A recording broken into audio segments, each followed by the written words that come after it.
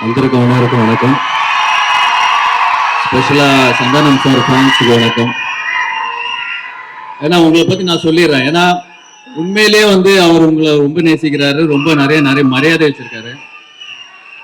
ஏன்னா வந்து என்கிட்ட சொல்லுவாரு, நல்ல படம் பண்ணா மச்சான் ஃபேன்ஸ் செம்மையா என்ஜாய் பண்றாங்க, கேவலமான படம் வச்சா ரொம்ப திட்டுறாங்க மச்சான். ரொம்ப ஜெனுவனா இருக்கீங்க, அதுக்கு வந்து பெரிய தேங்க்ஸ் சொல்லணும் ஆக்சுவலா. ஏன்னா எனக்கு ஒரு சின்ன ஒரு இன்சிடென்ட், ஃபேன் இன்சிடென்ட், பாஸ்கரன் படம் பண்ணும்போது ஆக்சுவலி எனக்கும் சந்தானத்துக்கும் ஒரே கேரவன் தான். ஸோ நான் உட்காந்துட்டு இருந்தேன், உங்க கேரவனுக்குள்ள போகும்போது ஒருத்தர் உட்காந்துருந்தாரு. சரி அப்படி பார்த்து யார் பண்ணி, இல்லை சந்தானம் சார் பார்க்க வந்தேன் அப்படின்னு. ஓகே பாஸ் இப்போ வந்துடுவாரு, உட்காருங்க. சந்தானம் சார் உள்ள யார் பண்ணி சார், நான் உங்க ஃபேன் சார் அப்படின்றாரு. நான் வந்து சந்தானம் தான் பார்க்குறேன். என்னடா உள்ள உட்கார வச்சிருக்கேன், யாருமே இல்லை அந்த டைம்ல. அப்புறம் அதுவும் இல்லை, அதுக்கப்புறம் சந்தானம் சார் பார்த்துட்டு, சந்தானம் ஒரு காமெடி ஒன்று பண்ணுங்க அப்படின்னாரு.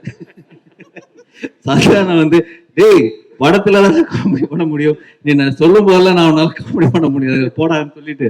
ஸோ அந்த அளவுக்கு ஒரு ஒரு ஒரு ஃப்ரீடமும் சரி, அந்த அளவுக்கு ஒரு அஃபெக்ஷனும் அவர் கொடுத்துருந்தாரு. அதுதான் நான் சொல்ல வந்தேன்.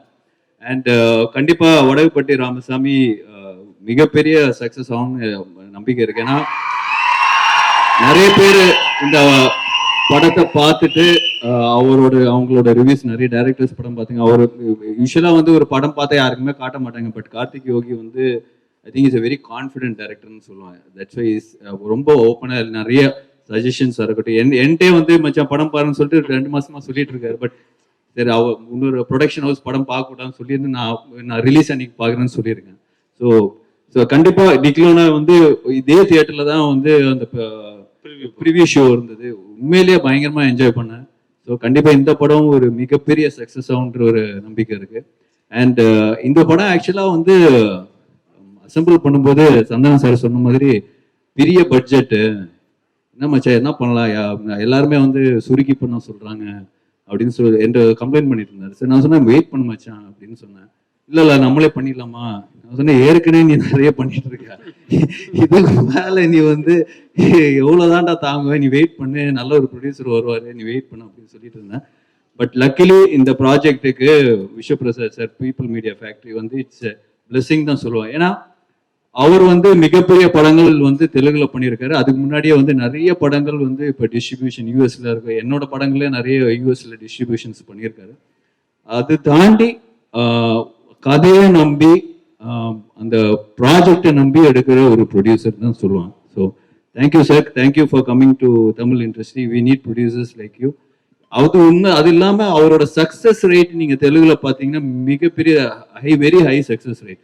ஸோ அதுதான் அவரோட கான்ஃபிடன்ஸ் நான் சொல்லுவேன். So thank you once again sir. இந்த படம் உங்களுக்கு ஒரு பெரிய ஒரு ஹிட் ஆகும்னு நம்பிக்கை இருக்கு. All the best sir. And வேற யாரை பத்தி சொன்னா இல்ல சொல்லிட்டாரு. ஆக்சுவலா ஆர்யா சார் பத்தி ஒரே விஷயம் சொல்லிக்கிறேன். இந்த படத்துக்கு வந்து ஆக்சுவலா ஆர்டிஸ்ட் ஹீரோயின் வந்து தேடி கொடுத்து ஆர்யா சார் தான். ஃபர்ஸ்ட் நான் ஹீரோயின் தேடும் போது கிட்டத்தட்ட ஒரு 20 ஹீரோயின் லிஸ்ட் மச்சான், இது ஓகேவான்னு பாரு, இது ஓகேவான்னு பாரு. காதல் பாஷா ஷூட்டிங்ல இருந்தா எனக்கு ஃபோன் பண்ணி அவங்க சித்தித் நானே கூட கேட்டாங்க. டேட்ஸ் மிஸ் ஆச்சு. பயங்கர சீரியஸா ஃபாலோ பண்ணி டேட்ஸ் எல்லாரும் போட்டோஸ்லாம் அனுப்பி இவங்க ஓகேவான்னு கேளுனாங்க. அண்ட் ஃபைனலா வந்து இவரோட அடுத்த படத்தோட டைரக்டர் மனு ஆனந்த், அவர் தான் வந்து மேகா ஆகாஷ் உள்ள கொண்டு வந்தது. So thanks a lot for that. இன்னைக்கு வரைக்கும் இன்னைக்கு டெய்லி கால் பண்ணி சென்சார் என்னாச்சு, ஆர்ஆர் எப்படி போயிட்டு இருக்கு, எப்போ ரிலீஸ், எல்லா வகையிலும் சப்போர்ட் பண்ணி ஃபர்ஸ்ட் கால். நான் வந்து எதுவுமே சொல்ல தேவையில்ல, இந்த எப்படி இன்ஃபுளுசர்ஸ்க்கு வந்து நம்ம ட்வீட் வந்து ஃபார்வர்ட் பண்ணுவோம், அது மாதிரி ஜஸ்ட் ஃபார்வர்ட் பண்ண ஓகே மச்சான் நான் போட்டுறேன் அப்படின்னு.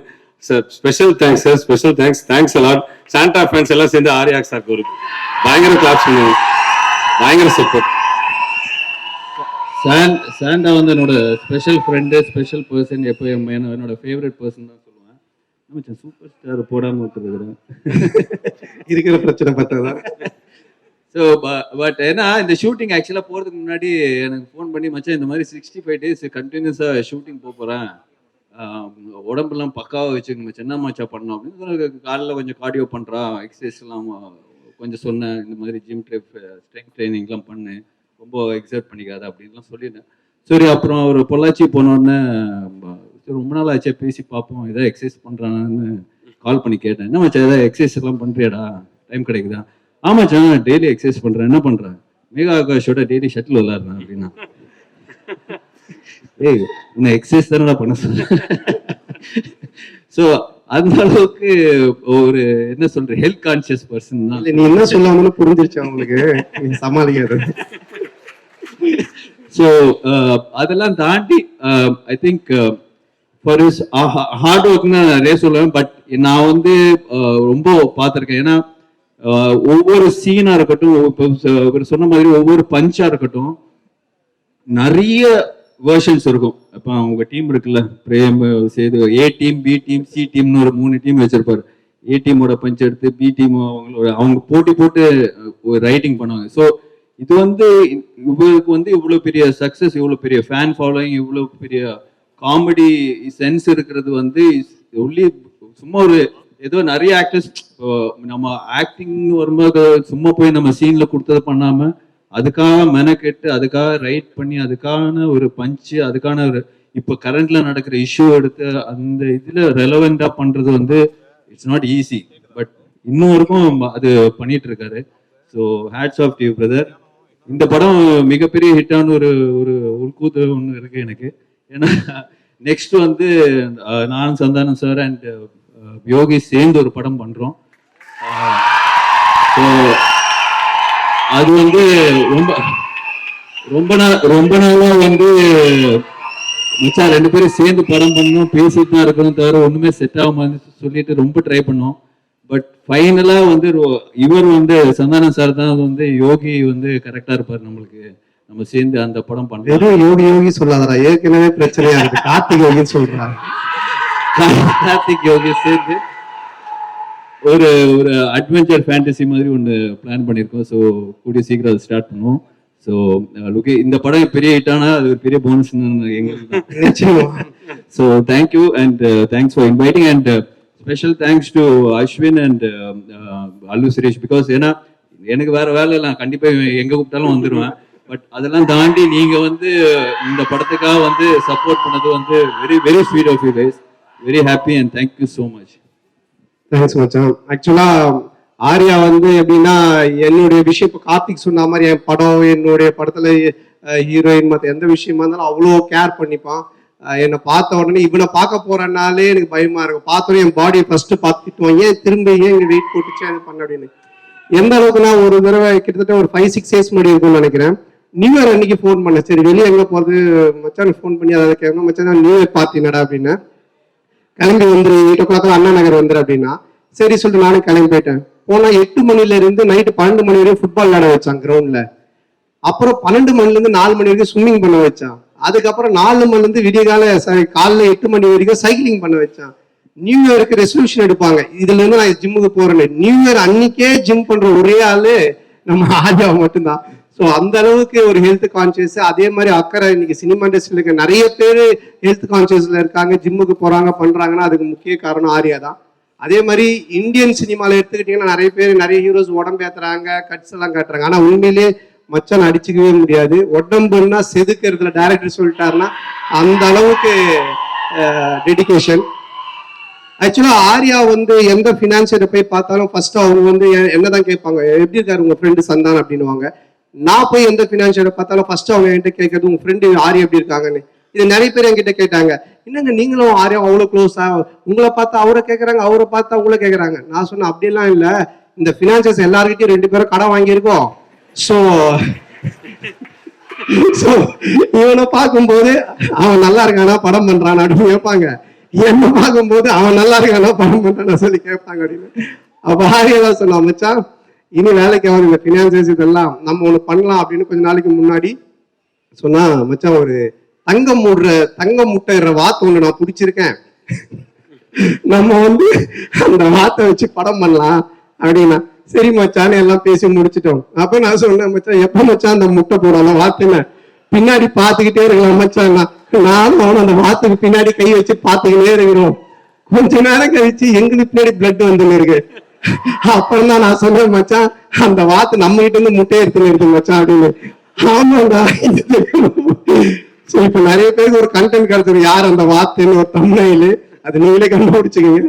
ஸோ அந்த மாதிரி இது பண்ணிட்டு இப்போ அதான் சொன்ன மச்சான் போதும் ஃபினான்ஸ் வாங்கினது நீ இந்த மாதிரி எடுத்ததை வட்டி கட்டுறதே கரெக்டா இருக்கு அப்படின்னு சொல்லிட்டு இப்போ டிடி ரிட்டர்ன்ஸ் 2 பண்றோம். ஆனந்த் பிரேம் ஆனந்தோட மச்சான் தான் பண்றான் அந்த படத்தை. ஸோ அந்த அந்த படத்தை எவ்வளவு செலவானாலும் என்ன பட்ஜெட்னாலும் கவலைப்படாத, நான் பாத்துக்கிறேன், நீ ஜாலியா போய் செம்ம கலாச்சலாம் நடின்னு சொன்னா. ஸோ அது எனக்கு ஒரு பெரிய சந்தோஷத்தை கொடுத்தது. அதுக்கப்புறமா என்கிட்ட சொன்ன மச்சான் நீ இதெல்லாம் விட்டு ஒரு ஜாலியா கலாச்சலாம் ஒன்று பண்றா அப்படின்னா அது உங்க கூட காம்போல பண்ணதான் செட் ஆகணும். அப்போ நாங்கள் டைரக்டர் தேடிட்டே இருந்தோம். அப்போ கார்த்திகை கிட்ட பேசிட்டு இருந்தோம். இந்த படம் பண்ணும்போது ஃபுல்லா இதை பத்தி டிஸ்கஸ் பண்ணுவோம். என்ன ஆரையா வச்சு ஒன்று யோசி ஒன்று பேசலாம் ஒன்று பண்ணலாம். நாங்கள் பேசி ஒரு ஐடியா ஒன்று செம்ம ஐடியா கிடைச்சிருக்கு. ஸோ கார்த்திகோட டைரக்ஷன்ல 2 பேரும் சேர்ந்து ஒரு படம் பண்றோம். அது ஒரு செம்ம ட்ரீட்டா இருக்கும். ஏன்னா பாஸ்ங்கிற பாஸ்கரன் பூவை அடிக்கிற மாதிரி ஒரு விஷயமா இருக்கணும் அப்படின்னு சொல்லிட்டு தான். இன்னும் எனக்கு கீழே போட்டியா வந்து ஏதாவது ஒரு ஸ்லாப்ஸ்டிக் காமெடி ஒன்று பண்ணிட்டு போயிட்டு இருக்கு. அந்த படத்துல அவரை போட்டுக்கோ. ஓகே. ஸோ டெஃபினட்டா உங்களுக்கு அந்த பாஸ்ங்கிற பாஸ்கரன் அந்த காம்போவை அடிக்கிற மாதிரி ஒரு ஒரு செம்ம கலாச்சாரான படமா இருக்கும். ஸோ இது எல்லாத்துக்கும் காரணம் என் நண்பன் நண்பன் ஆர்யா தான். எப்போ எங்க 2 பேருக்குள்ள இருக்கிற ஒத்துமையை விட எங்களுக்குள்ள இருக்கிற ஒரு இது பாத்தீங்கன்னா எப்போ நான் ஃபோன் பண்ணி எதை சொன்னாலுமே மச்சான் இந்த படம் ஹிட் ஆகணும் இதை பண்ணணும் ஹின்ஷா அல்லான்னுவான். 5 முறை தொழுவான் அல்லான்னு அல்லா மேல இதுவா இருப்பான்.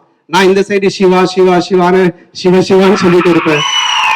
ஆனா அவனோட சேர்ந்து நான் மாஸ்க்கு போயிருக்கேன், என் கூட சேர்ந்து அவன் கோயிலுக்கு வந்திருக்கான். நான் 2 பேரும் அவ்வளவு ஒத்துமையா இருக்கும். நாட் ஓன்லி சினிமா கிடையாது, அது மீறி தாண்டி எல்லாத்துக்குமே.